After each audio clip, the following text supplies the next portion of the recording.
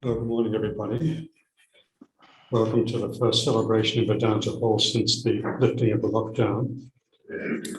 We've got a little bit of a dilemma with the program. Two of the key people in the program haven't arrived yet, so we'll have to adjust. But we will start with some chanting by the Sarada Nuns. Then hopefully, we'll have Mrs. Balam Lakshmanam with us soon. She's going to be speaking on experiencing Kali, the Divine Mother. And Mrs. Lakshmanam's a very distinguished person. She's a lifelong devotee of the Ramakrishna order. She's the first president of the Sarada Samiti in Colombo, a group of lady devotees with particular interest in Holy Mother.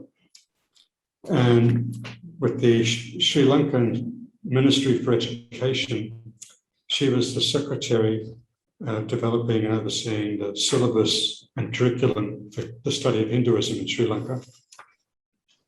And hopefully after her talk, we will have Tanim, Hayat, Rajit.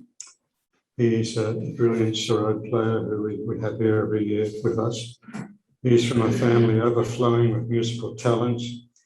He grew up listening to the songs of his mother, a popular singer of the 60s, and a trio of famous singing aunts. His grandfather, his grandfather's brother, and his cousin, all are famed musicians and Sarod players. Rajit has performed on TV in Bangladesh, and he represented Bangladesh at a major concert staged at the Gold Coast Commonwealth Games. So now we'll request the nuns to do some chanting, and we'll see how we go with the program.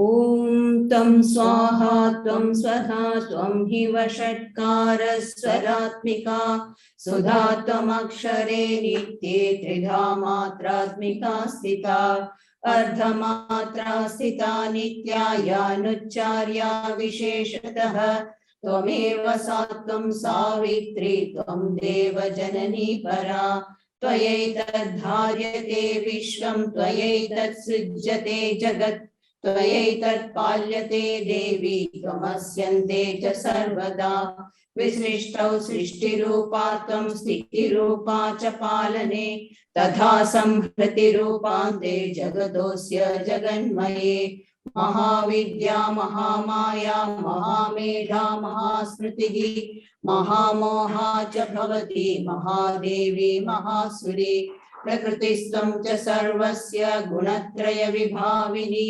कालरात्रिर्महारात्रिर्मोहरात्रिश्च दारुणा त्वं श्रीस्त्वमीश्वरी त्वं ह्रीस्त्वं बुद्धिर्बोधलक्षणा लज्जा पुष्टिस्तथा तुष्टिस्त्वं शान्तिक्षान्तिरेव च खड्गिनी शूलिनी घोरा गदिनी चक्रिणी तथा शंखिनी चापिनी बाण भुषण्डी परिघायुधा सौम्या सौम्यतरा शेष सौम्येभ्यस्तति सुंदरी परापराणां परमा त्वमेव परमेश्वरी यच्च किंचित् क्वचिद् वस्तु सदसद्वाखिलात्मिके तस्य सर्वस्य या शक्तिः सा त्वं किं स्तूयसे मया यया त्वया जगत् स्रष्टा जगत्पातात्तियो जगत् सोऽपि निद्रावशं नीतः कस्त्वं स्तोतुमिहीश्वरः विष्णु शरीर ग्रहणमहमीशान एव च कारितास्ते यतोदस्त्वं कस्तोतुं शक्तिमान् भवेत् सात्वमित्तं प्रभावैश्वैरुदारैर्देवि संस्तुता मोहयेतो दुराधर्षा वसुरो मधुकैटभौ प्रबोधं च जगत्स्वामी नियतामच्युतो लघु बोधश्च क्रियतामस्य हन्तुमेतो महासुरौ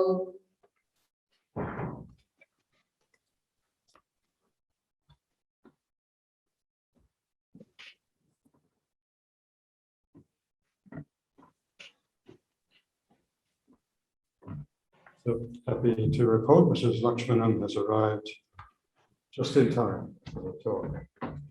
No, you're Mrs. Lakshmanam.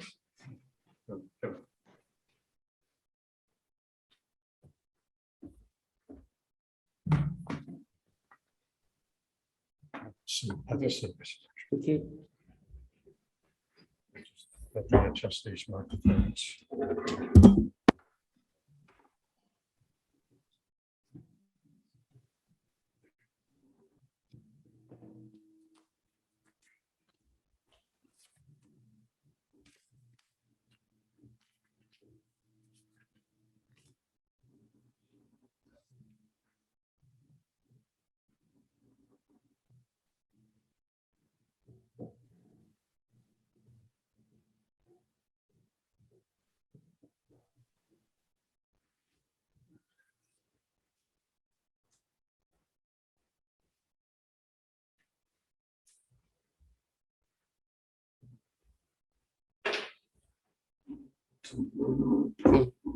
Sir.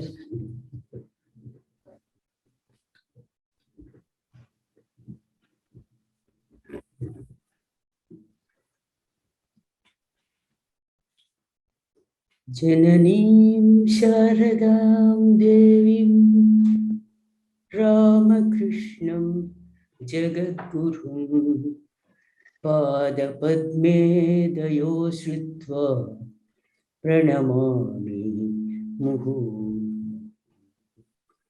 Pavitram Charitam Yasya Pavitram Jivanam Tata Pavitrata Swarupini Tasya Devi Namo.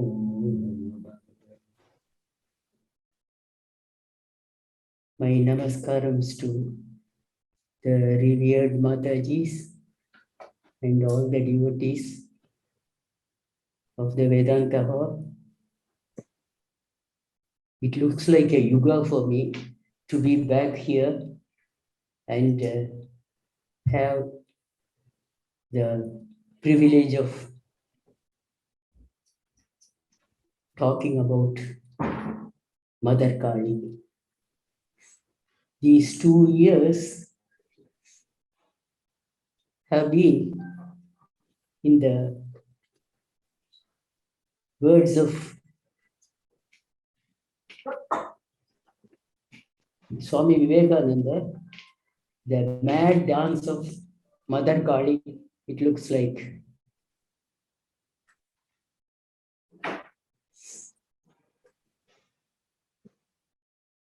And after such a harrowing time that we have all undergone, finally things seem to be coming to some kind of normal way of life. But then the question arises, what is the normal way of life? That becomes a very big question. Because these 2 years, when you are confined to the house, that also gives you a inward looking view of the world. Instead of looking out, you are able to go within yourself and try to find the meaning of life. So today we are celebrating Kali Puja. See, Kali Puja falls on the new moon day. The last new moon day, that was the Mahalaya Amavasya. After that, we had the 10 days of Durga Puja celebration. And this new moon day, we have the Kali Puja. Kali means Kala, time. Time in the form of mother. How she takes us through life. You know, we have had a sort of a surrealistic way of looking at things these days, because Actually, when we think of Kali, Kala, is she far away or is she near? What is her nature? How do we look upon her? When you think of the picture, when you picture Kali, we think of her garland of skulls, the skirt of hands, the bleeding sword in her hand. So it's a terrifying picture that we have in our mind. But still, we call her mother and we run to her for succor. That is the way. So, Kali is, what is Kali, the mother, the divine mother? It's a very, very, very hard to find sort of a defining explanation for Kali. It's very difficult to find one. But mother worship is this part and parcel of our Indian culture. Even in the Harappa civilizations, we had the mother worship being the most primordial thing people accustomed to. And our society evolved as a matriarchal society as such. So the mother reigns supreme. In the Lalita Sahasranamam, it says, Sri Mata, Sri Maharagni, Srimat Simhasaneshwari. 3 attributes are given to mother. She is the mother, and she is the queen, and she is the justice, meting out justice to people. So she has that kind of 3 roles rolled into the form of mother. Mother, there is a beautiful poem where they say, without the power of Shakti, that is mother, Shiva cannot even move. And only when she is able to move about, we realize Shiva. In the Saundarya Lahari, written by Adi Shankara, he says, Shiva Shaktya Yukto Yati Bhavati Shakta Prabhavitum. Without Shakti, Shiva cannot even move.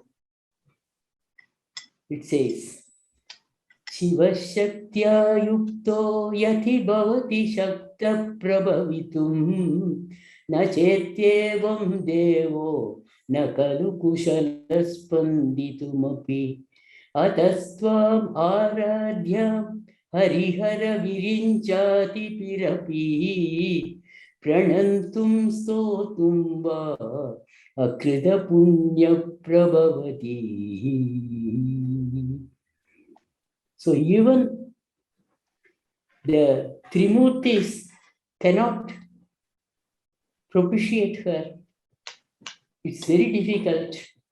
So what about us, the common people? We simply cannot find a way to approach her. And the Devi Mahatmyam says, Ya Devi Sarva Bhuteshu Shakti Rupena Samstita Namastasyai Namastasyai Namastasyai Namo Namah, says. She is in the form of Shakti. And then it says, Adi Raudraye, you are terrible mother. And in the same breath it says, Adi Saumyaye, you are so pleasing, adorable. So she is terrible and adorable. The dualities you find in the mother. That is something which we fail to grasp, but it gives us a momentum in our life.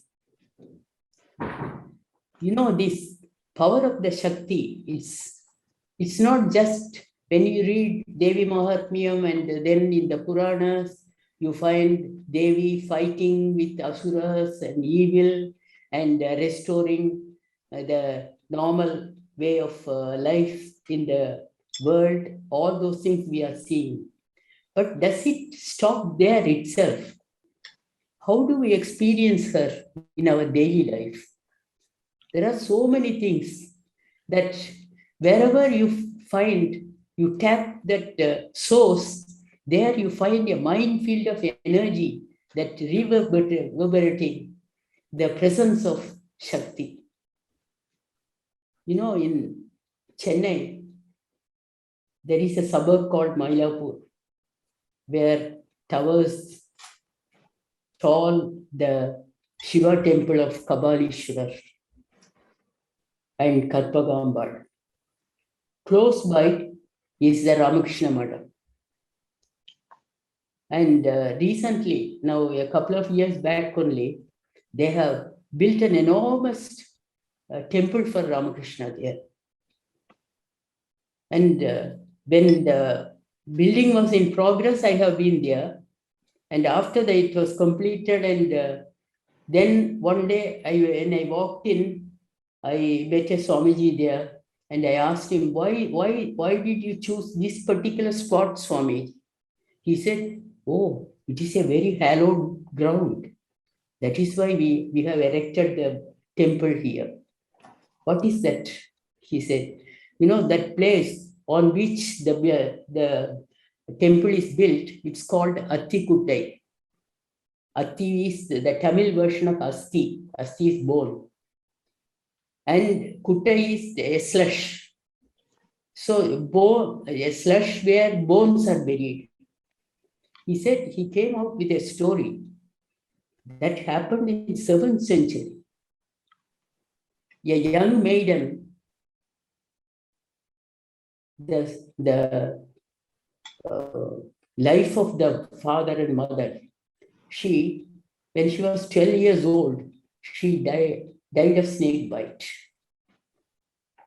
But then when the child was being nurtured by the parents, they wanted to give her in marriage to the famous child saint of that age, whose advent at that time in the 7th century was the revival of the Bhakti movement in South India.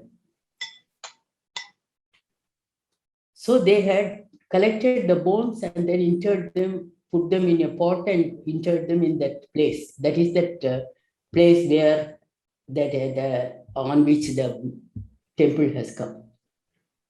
You know, when the child saint, when he came on a visit to this Mylapore, to the temple of Shiva, that man, the father of that child, he brought that pot of bone in front of him and told him the whole story. This one, he came out with a beautiful psalm. Thevaram, we call it in Tamil. Beautiful song to the God who is residing in that temple in the name of Kabalishwarar and Mother Karpagavalli. He said, how can you allow this girl to die like this without participating in all the temple, all the festivals that are occurring in the temple? The temple is the repose of all the festivals, one after the other. Every month there will be a festival there. So how can you allow this child to go without participating in the temples and feeding the poor people and feeding the devotees of God? How can you deny her all that? The song, he sang like that. And as he was singing 10 songs there, that forms one portion. as he sang, the bones took life and the child grew up. And by the time he finished, the child was of that age when if she had been alive at that time, to that age she was there. So that the father was very much pleased and he said, please, I have sort of in my mind, I have conceived her as your wife. But the child saint refused. He said, she is not your child. She is my child. I have given her life. And that child, she dedicated her life to the service of the temple. And now you find there is a Nikkei in the temple where her idol is established. Till this day. See, I was wondering, 7th century, how far away it is. But whenever I go that side, the bus stops there and the conductor will shout, Atikute stop. See that what happened so many years, so many centuries back is being, it is being sort of written in the times of life, evergreen in the memory. And it has become a storehouse of powerhouse. And when you go to that place, inside the temple, when you go to this, her name is Pavai, into her Sannadi within the temple, you can feel the vibration of the energy that comes, and it is not just something so many people have experienced it. So such things, long ago in the Puranas, we have Sati, how she immolated herself in the yaga of her father, and her body was carried by Shiva all over, and then Vishnu came and with his chakra, he sort of cut her into 52 pieces, and that fell all over, and they became the place where that piece fell was called Shakti Pita. So we have 52 places of holy places in India where this part of it. So the ear ring which fell, which became the Manikarnika, like that. So, but in actual life, we hear about it in the Puranas, but how can you relate it to your daily life? Here you find an example in this story of this Pumbavai, how a girl was being brought to life and then idolized and became a goddess. So in the villages, you find such small places where you find these village deities. There is another story, that gave to the bards, it became a classical literature in Tamil. There was a very rich tradesman and his wife, but the man squandered the wealth, and they were going from one country to the other country, to the city of Madurai in Tamil Nadu to seek their fortune. He had lost all his wealth because he had befriended a Notch girl and lived with her, leaving the wife alone and all that. And again, when he came to his senses, he comes back empty-handed to the wife. The wife says, I have 2 anklets, the golden anklets, ruby-studded anklets, that is remaining. So take it as the capital and let us start life again, she says. And they go to Madurai to other part of the country, far away from their hometown, so that they didn't want to look at their relatives or anybody. Without telling anybody, they leave the town and in the dead of night to seek their fortune in another part of the country. There he takes one anklet to the trade center there. But unfortunately, the man to whom he took it, he had already stolen the anklet of the queen of the country. And so he thought he put the blame on this man and got him killed. The news comes to this girl. She's waiting in the outskirts of the city, and she hears, and somebody comes and says, your husband is killed. He has been branded a criminal, a murderer, a stolen thief, and he has been killed. You know, this girl, she had a sheltered life. She has never ventured out. But the moment she heard that her husband was falsely branded as a thief, she simply, she was completely changed. The whole the transformation is so deep. I mean, people cannot believe it is the same girl who was she roamed the cities of Madura, stormed the capital, the palace of the king, and she went and told the guard at the entrance, she said, go and tell your king who doesn't know the meaning of justice. And the guard so he was scared terrified by this. She looked like an apparition for him.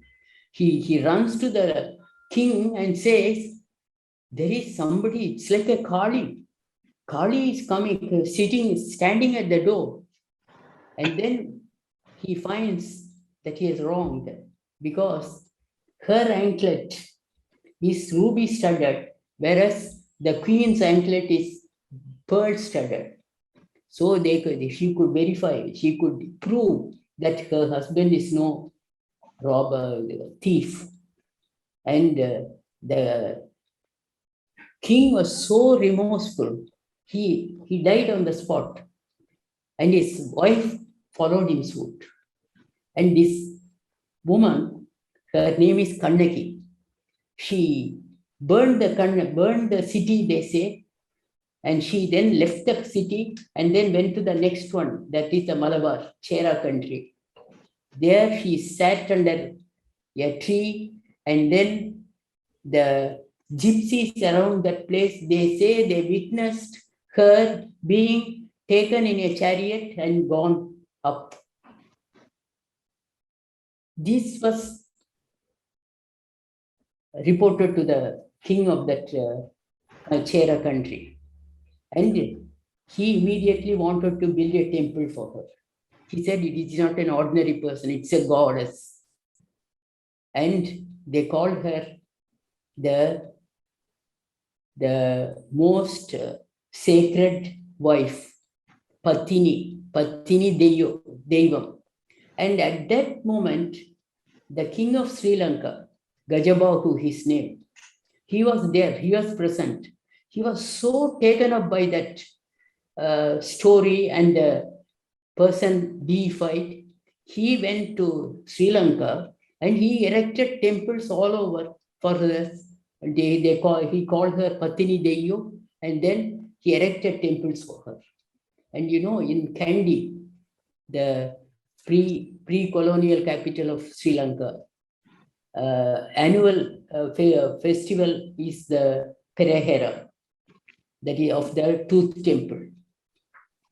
Kandy is the place where they have the tooth relic of Buddha being enshrined, and the temple is built there.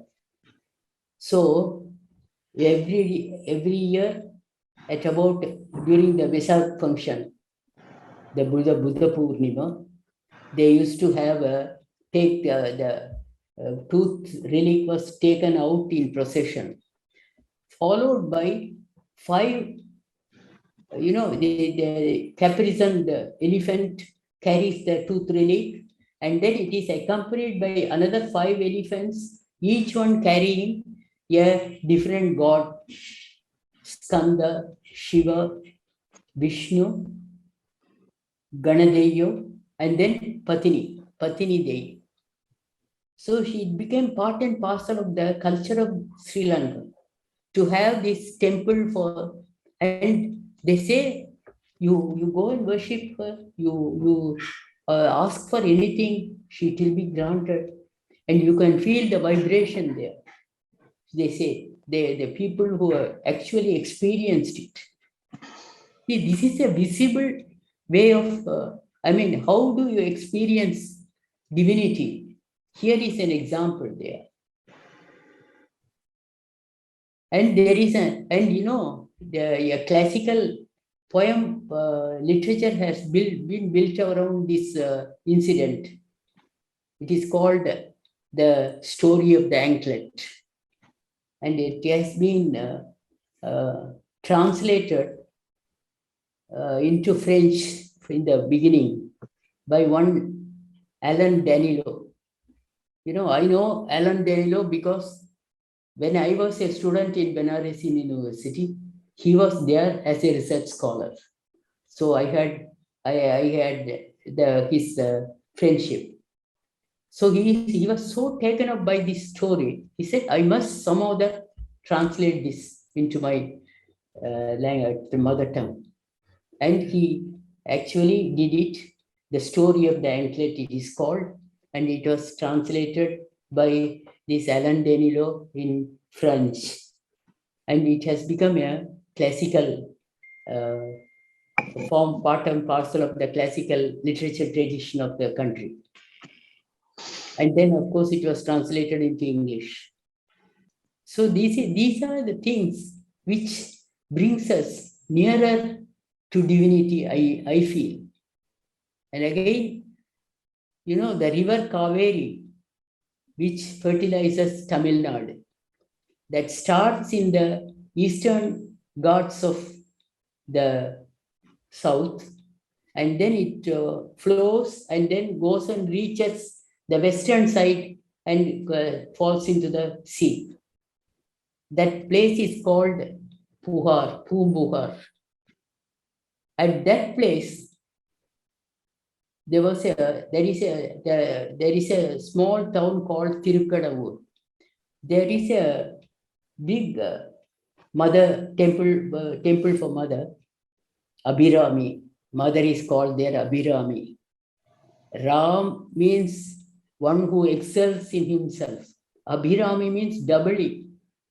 Abhirami means beauty, beautified, adored by beauty. That is the meaning of Abhirami.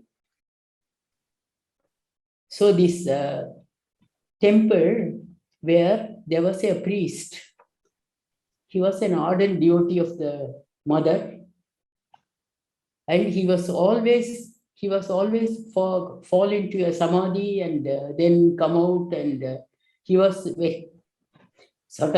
not mixing with people. People sometimes misunderstood him as some madman or wayward man and all that. They didn't realize he was a realized soul. One day, the king of that area, he had come there. It was Amavasya day. Amavasya day is a holy day for the people. So they come to the sea to have a sea bath. So the king had come to the sea, had a sea bath, and he came and visited the temple. And in the temple, he saw this priest seated. The other people, when they saw the king coming and all that, there was big rush and people coming here and there and all that. But this man was not conscious of anything. He was seated there. So the king was a bit annoyed that this man didn't get up and honor him or anything like that. So he went and stood in front of him, and then somebody, one of the parivas, he came and shook the man. Here, the king has come. Wake up, wake up. And then this man opened his eyes. The king asked him, what is the Tithi today? What is the day of the day? He said, Purnima. So that is a new moon day. And this man said Purnima because he was full of the 16 colors of the Devi. He was invoking in himself. He was only seeing the brightness of that. He could not see anything. So when the king asked what day of the calendar, he said it is Purnima. The king thought, no, is he a madman or what? He could not gauge, but he didn't say anything. Let him prove it this night. Otherwise, he will be confronting the royal anger and punishment. And he left. The man was not conscious of it at all. His name is Abhirami Bhattar. The Bhattar was not at all conscious of anything. And when he got up out of his samadhi and then he came to his senses, and the other people said, here, this is what happened. You said today is Purnima, when it is Amavasya. He said, did I say that? I didn't say that. Mother said that. So it is for mother to sort it out. Who am I to contradict that? He didn't even care to correct it or he didn't feel anything about it. He said, whatever comes out of, I am not talking anything. This mother talks to me. And if mother said that, it must be true. And that night, actually, the full moon appeared on the sky. This is recorded.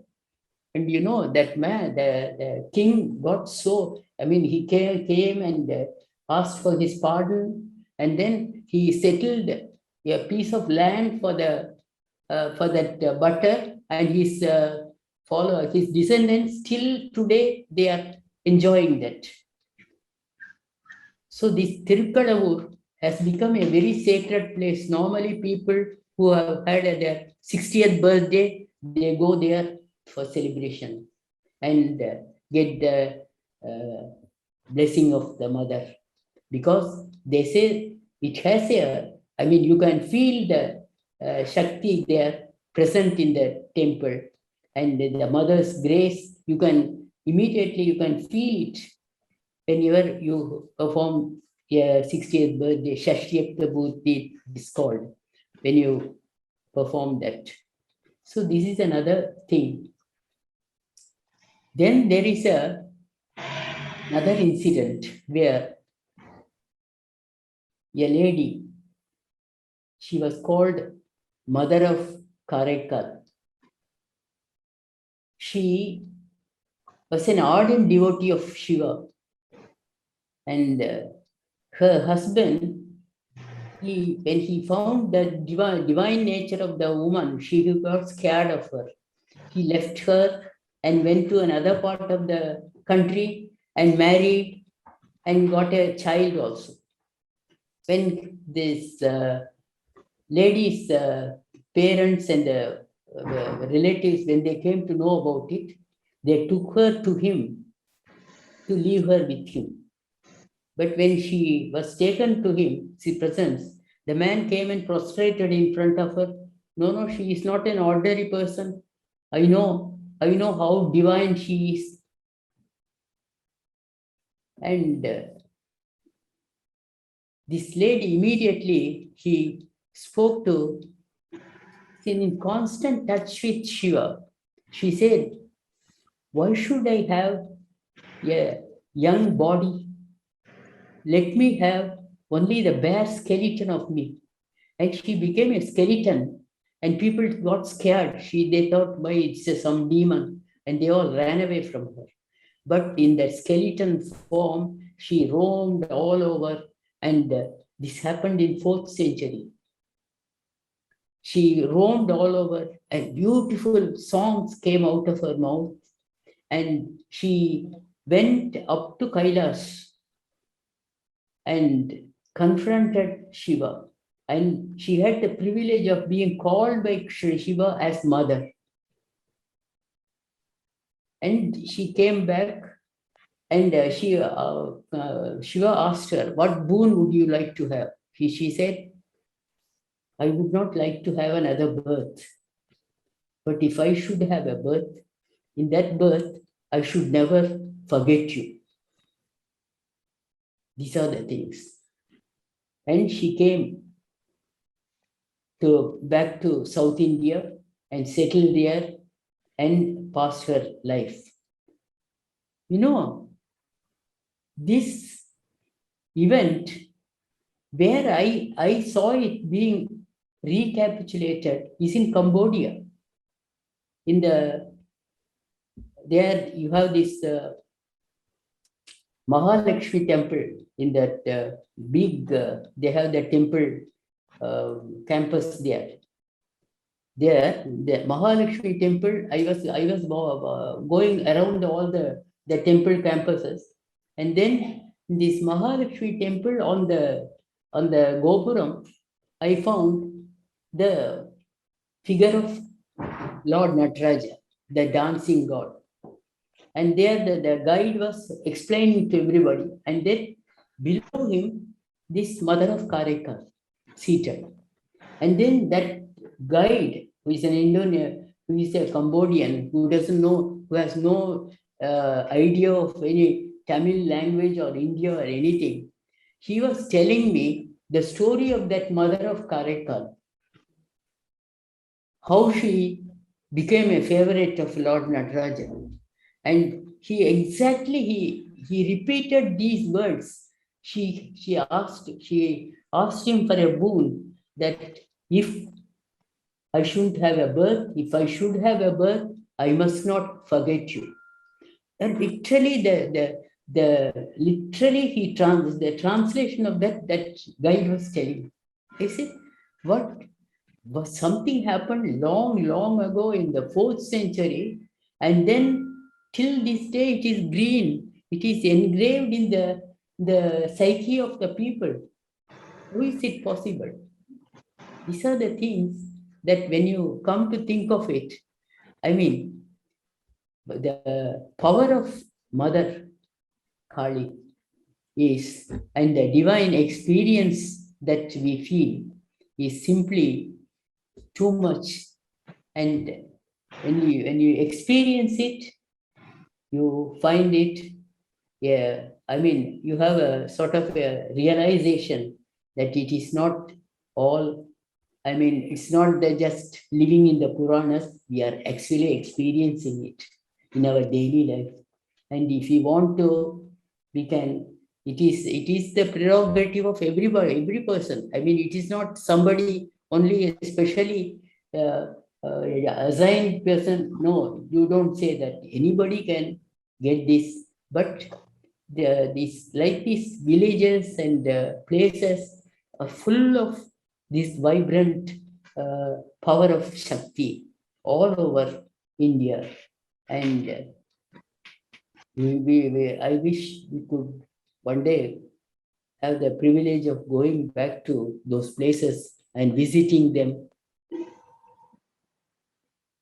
And with that, I say I will come to the conclusion of my talk. Jananim Sharadam Devim Ramakrishnam Jagadgurum Padapadmedayo Shrudva Pranamami Muhurmuhu Pavitram Charitam Yasya Pavitram Jivanam Tata Pavitrata Swarupinyai Tasyai Devyai Namo Namah. We had Kali in the form of Sri Ramakrishna and Holy Mother. That we have the special privilege, and this Vedanta hall is suffused with that spirit, and that you can feel it occasionally. You get a glimpse of it. Thank you for listening.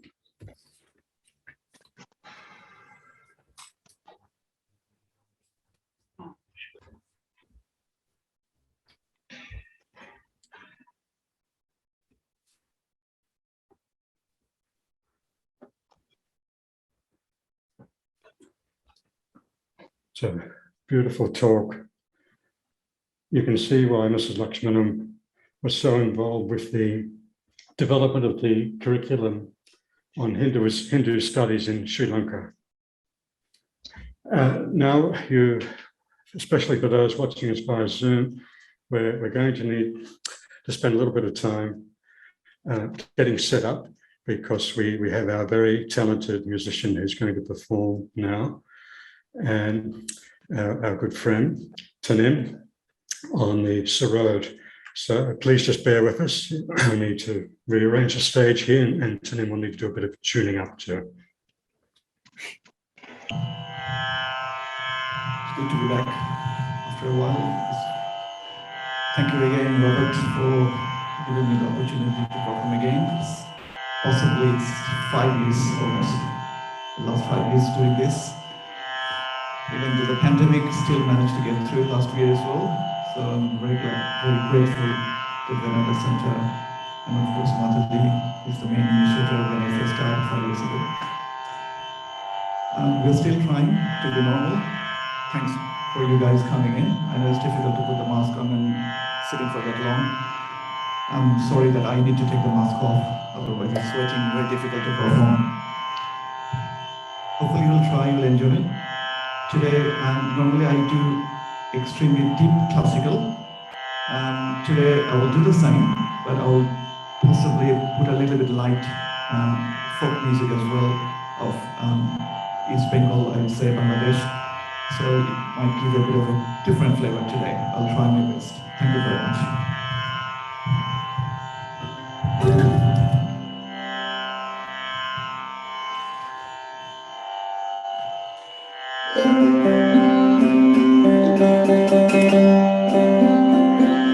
I'm going to play Rag Pilu.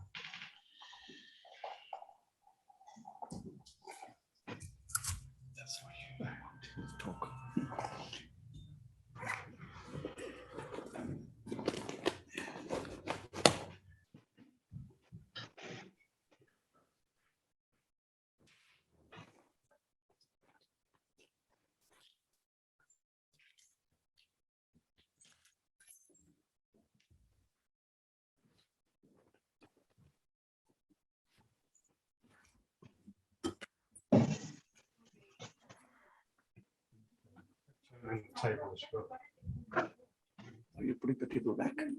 Yeah. So can I just slide side? Yeah, just put that in.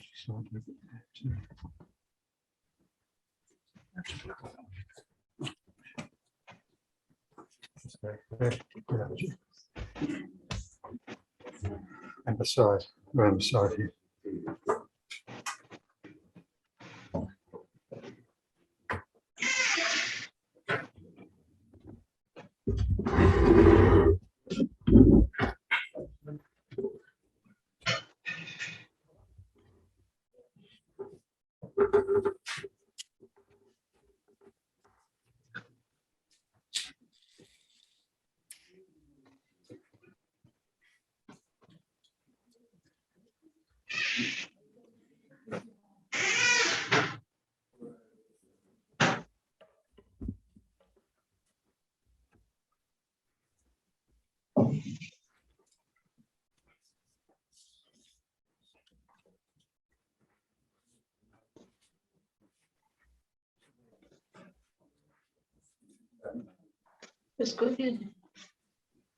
শুনেছি পুরোটা হাত ধরে ধরে stage থেকে না বলো কাকে ওকে বয়স হয়ে গেছে তার কেন হাত ধরে না বলো দেখলাম অনেকক্ষণ বসে আছে ওখানে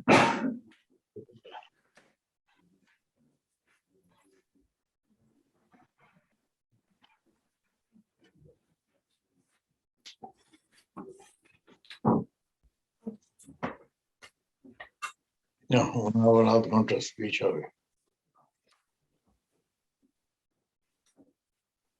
Thank you, Tanim Khan. It seems Mother Kali wanted to hear your Sarod recital so that she had the lockdown lifted early enough. Thank you very much. And thank you all of you to be here. It's very nice to have you all here. And a very late Diwali greetings to all of you. সাউন্ডটা কিরম না মিউজিকের sound oh I বাড়িতে meditate on Kali, who has 4 hands, disheveled hair, a grim look, and terrifying face. She dwells in the cremation ground of my heart, which has renounced all desires of the world in order to adore the Mother as the one supreme principle of my life and the true essence of the universe. We celebrate both Deepavali and Kali Puja. Deepavali or Diwali is celebrated as the victory of good over evil, light of wisdom or the darkness of ignorance. Celebrated in different parts of India in different ways or different contexts. Some people celebrate it as the homecoming of Sri Rama after the killing of Ravana. So the whole city lighted lamps to celebrate him, to celebrate his homecoming. That is,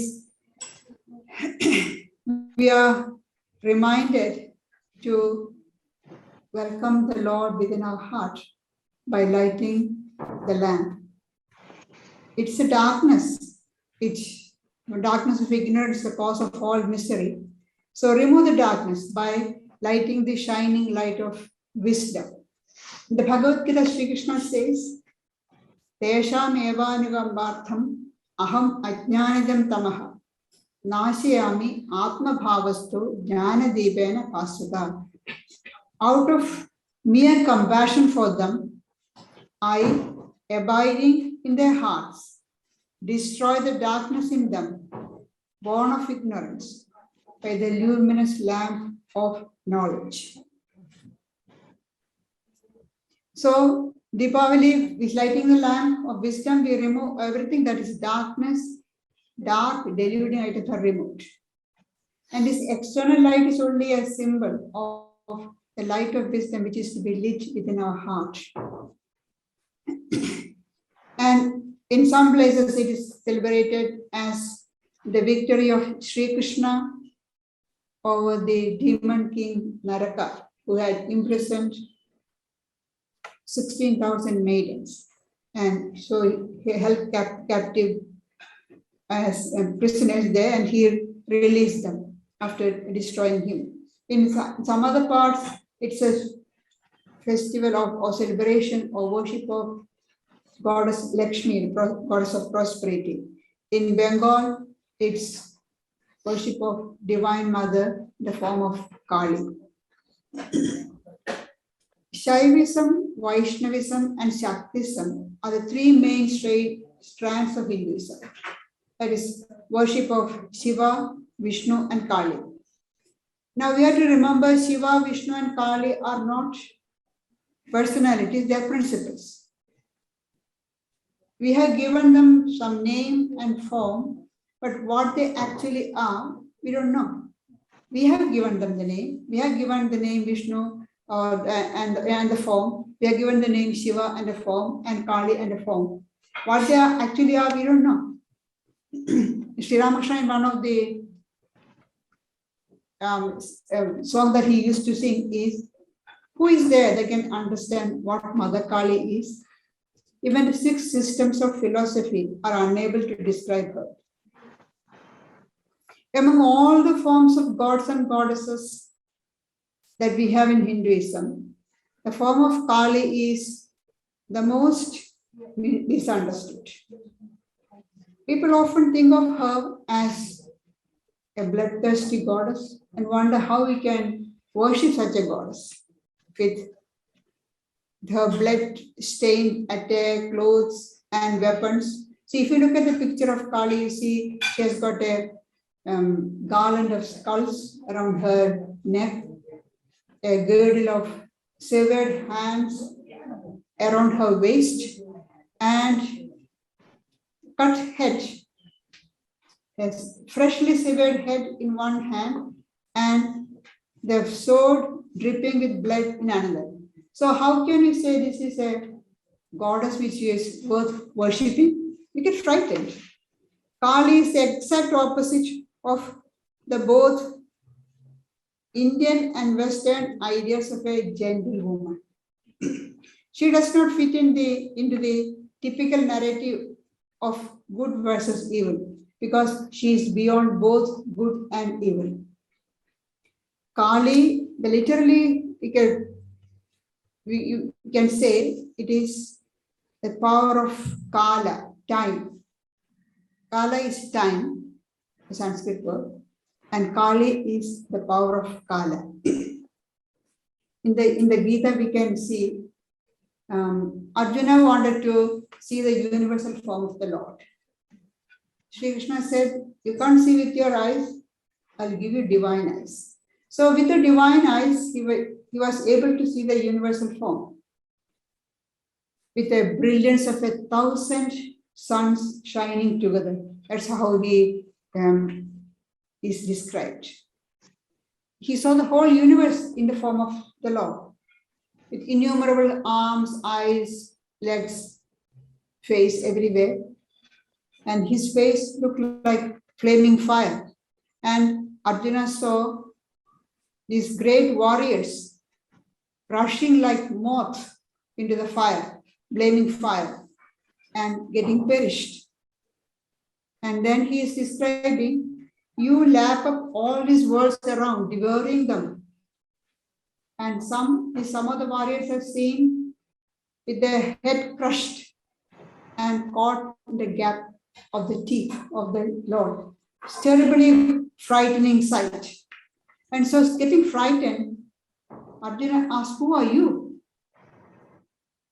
Seems a strange question, because he wanted to see the universal form of Krishna, and he knows it is the universal form of the Lord. And still he is asking, who are you? What are you?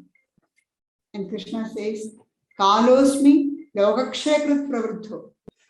I am time the all-destroyer, engaged in destroying the whole universe. And if you look at the Mahabharata war, it was a total destruction. In the war, there was 18 Akshahunis of the army. One Akshahuni consists of 21,870 chariots, 21,870 elephants, 65,610 horses, and 109,350 footmen. So if you consider the chariot and the elephants having the driver and the warrior, and then the horsemen and the footmen, it comes to about 262,440 people in one Akshahuni. And Kauravas had 11 of them, and the Pandavas had 7. So it comes to a total of 4 million, almost 5 million people. In that whole almost 5 million people, just 10 people survived. The rest was destroyed. So it was a wholesale massacre. It was destruction of the universe, what Shri Krishna said. And the power is that power of that time, the time that destroys everything, is Kali. What is time? We know what is the time. Now, if you say, what's the time? Oh, it's only 12:35. The time we know. But what is time? Time is the gap or the distance between two events. And Kali is that power of the time, the limitless void which swallows time, space, and causation without a trace. So that's why she is depicted as deep blue, almost like black. And Shri Ramakrishna gives another explanation for the dark color. She says, Kali and Krishna look black in appearance because they are so far away. Look at the sky. Sky looks blue. The water of the ocean looks blue. If you go near, take the water in the hand, it's colorless. Kali, exactly what's the color of Kali, we don't know. There is one song which says, are you black or white? What's the color? Sometimes you look black, sometimes you look white, sometimes you look yellow. Who knows what color is exactly? So, because she is so far away, everything gets absorbed in that. She looks black. Isn't it the same as what modern science calls the black hole, where everything, the light gets absorbed? We cannot see the black hole because the strong gravity pulls all the light into its center. Nothing comes out. But is the energy lost when the light is pulled into the center? They say energy is neither created nor destroyed. It only changes form from one form to another. So what happens to energy? Again, later it comes out. So, about the state of affairs before the creation started, an ancient Vedic hymn, the hymn of creation, says, when non-existence was not. It does not say when existence was. No, it only says when non-existence was not. Because what is there, nobody can say. When we cannot describe anything that existing, all that we can say is non-existence was not there. That's all. Just as out of the black hole, new creation comes out later, the stars are created. Out of the dark, formless, Kali emerges, bringing forth new creation. In the Mahanirvana Tantra, it says, Mahakalasya Kalana, Mahakaledi Satnita. The one who creates time from the very first moment to the final dissolution of the universe is Kali. That's why she is called Kali. And the power that destroys everything has to be depicted in awe-inspiring terms. That's why Kali is surrounded by death and destruction. And she is Paraprakriti, supreme nature, bringing forth all beings, protecting and sustaining them, and finally destroying them, eventually absorbing them back into herself. Now, a universe which is complete, we want the universe to be completely good. We want everything to be good, happy. But a universe which is completely good without any evil is just a myth. It doesn't happen. It's never a reality. Good and bad, creation and destruction, they go together all the time. They are the two sides of the same coin. If you accept one, you have to accept the other also. If you accept good, you have to accept evil. So Vedanta asks us to go beyond both beyond good and bad, beyond happiness and misery, beyond life and death. We may not like death and destruction, but they are absolutely necessary for birth and life. From destruction comes fresh creation. You put a plant and seed in the ground, the seed gets destroyed and a new plant comes up. Old buildings, we demolish them and new buildings come up. So every creation comes from the destruction. So they go together. So the Kali image is just a depiction of the reality of nature. Again, you have to remember, as I said earlier, Kali is not a person, it's a principle, concretized in a personal form, that's all. Our idea of God depends upon our spiritual evolution. What we have inside, we can think of God only in that way. So the inferior devotees, the tamasic devotees, they pray to God, pray to Mother Kali for worldly gains, for destruction of their enemies, and their prayer is always selfish prayer. And they worship their worship also inferior. They use meat, wine, animal sacrifice. And often Kali, that type of form of Kali is called goddess of dacoits. Dacoits, they plunder and kill people. They worship Mother Kali with sacrifice.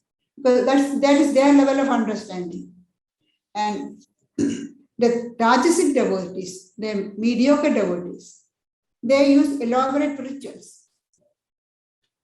And they also pray to Mother for gaining worldly ends. And sometimes, occasionally, their prayer can be unselfish.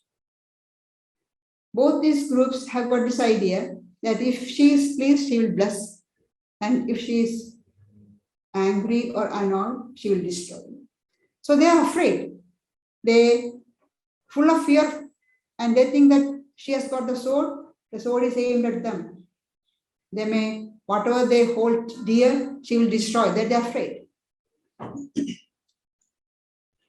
But the thing is, whichever form you accept and worship, Mother, God responds in that way.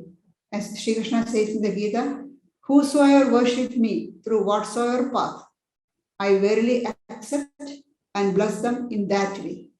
So if you think of Kali, that she likes sacrifice, well, she accepts that and you will get the results like that. If you are worshipping her with elaborate rituals, fine. That's your way of understanding. She accepts that. And about such devotees who are afraid of her and at the same time worship her for worldly gains, Swami Vivekananda in his poem, Let Shyama Dance, says, true, they garland thee with skulls, but shrink back in fright and call thee, oh, all merciful. They only pretend they wish to see thee, but when the time comes, at thy sight they flee, thou art death. They are afraid. They are not brave enough to face the reality. They are afraid. They want only the good things. The Sattvic devotee, on the other hand, the superior devotee, try to understand, love, and rich mother. For him, Kali is a benevolent mother. He also, that Satvik, the superior devotee, also see the sword, the severed head, the girdle of hands. But for as far as that person is concerned, they have a different meaning, separate meaning. The sword is aimed at the deadly enemies on the spiritual path, like lust, anger, greed, etc. And what's the severed head? It's the head of the ego, the demon of ego, the greatest obstacle on the spiritual path. And the girdle of hands is our attachment, our tendency to grab. She destroys all that. And then with her right hand, she gives protection from the enemies of the spiritual path, and also gives us boon of divine grace. And these people, this superior devotee, worship Mother with prayer, japa, meditation, and often simple ritualistic worship or mostly mental worship. They are not frightened of the outer form because the outer form means completely different things for them. Swami Vivekananda looked upon the worship of Kali as the worship of death. In his poem, Kali the Mother, one of the best poems of Swamiji, well-known poem, Swamiji wrote,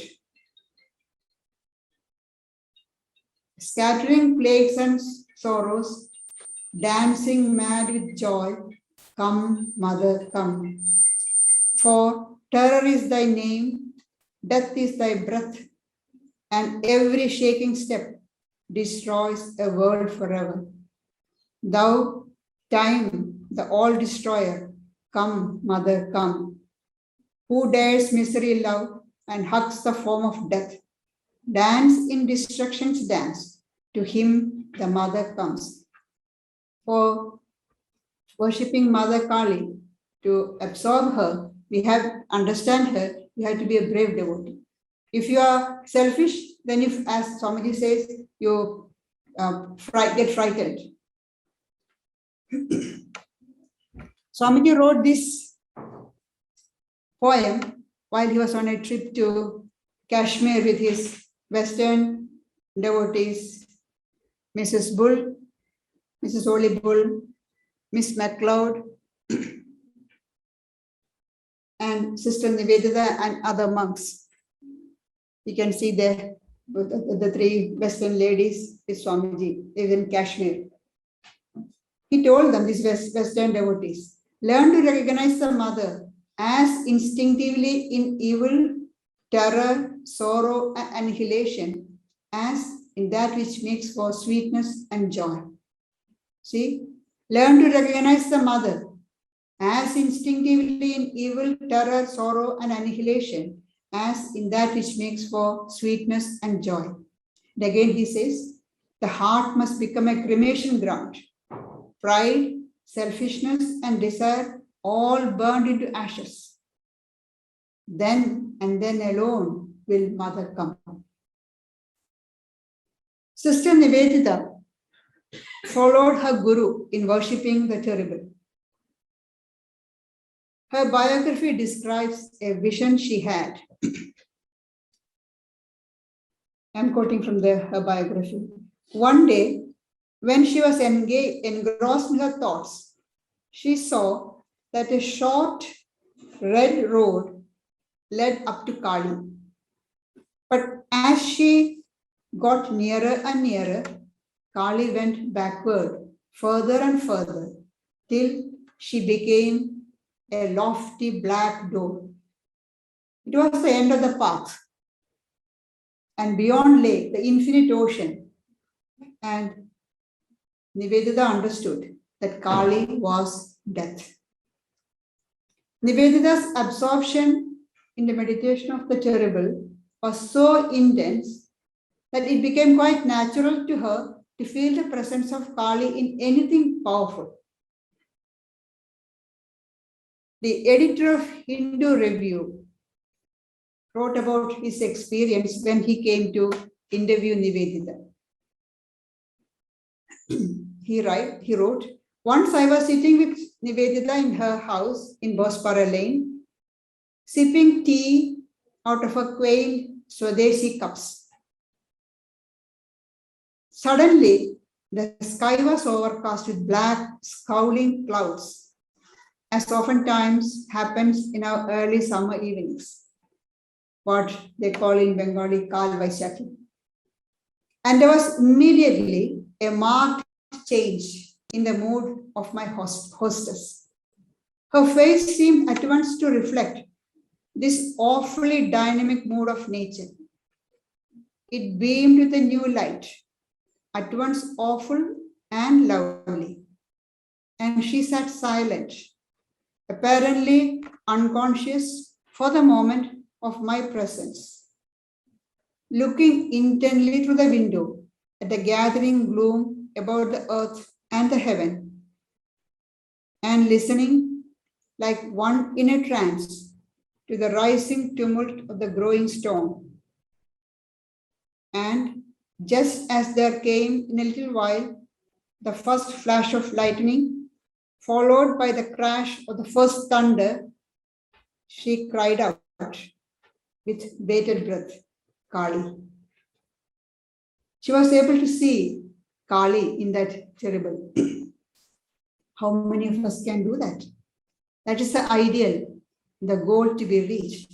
To see the hand of Kali, the dance of Kali, in all terrible situations, death and destruction, in the rushing flood waters, sweeping away everything, in tornadoes and twisters that churn up roofs of buildings like wisps of straw, in the raging forest fires, the volcanic eruption, and now this pandemic that we had, where hundreds of thousands of people died.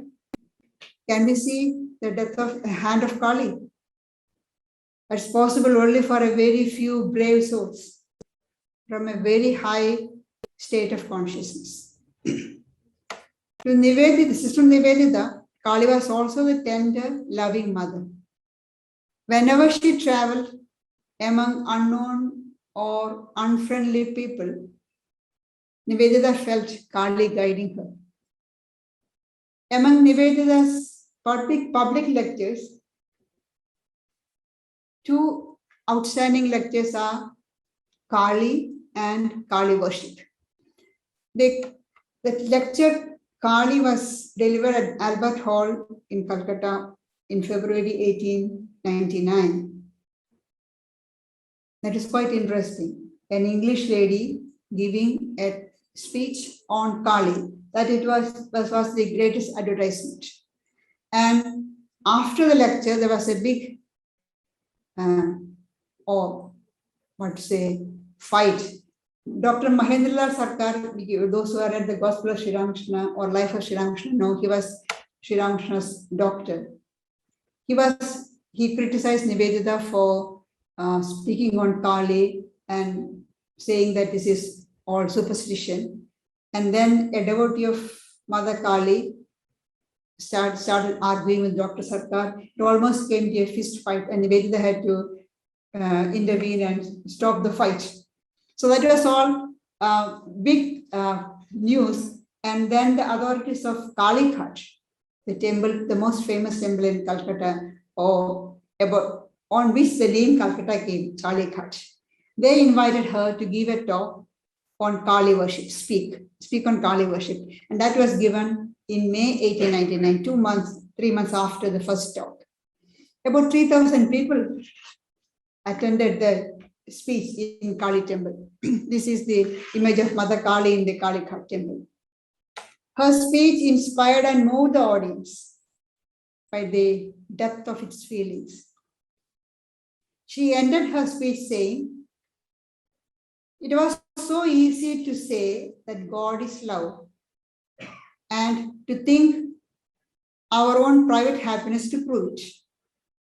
We have got happiness, so we can say God is love. But when do we learn that? How do we know it? Is it not in moments of anguish in our lives that the great reality is born in upon us as all love, all beauty, all bliss? This was the paradox so boldly stated in the Kali image. This paradox of nature and the universe and of the soul of man, that she who stands there surrounded by all that is terrible to humanity is nevertheless the mother, and all us her babes. As the creative energy of the universe, Kali is the supreme mother of the universe. And it was this mother aspect of Kali that poet saints like Ram Prasad and Kamalakanda upheld. And this mother aspect was made well known in recent times by Sri Ramakrishna. He remained a child of Mother Kali even after having the experience of Nirvikalpa Samadhi. Often in the gospel you can see him saying, Mother, don't make me unconscious by giving Samadhi. I'm your child. I want a mother. According to Sri Ramakrishna, regarding God as mother is the last word in the spiritual practices, because mother is an object of love. So let us pray to Mother Kali to guide and protect us.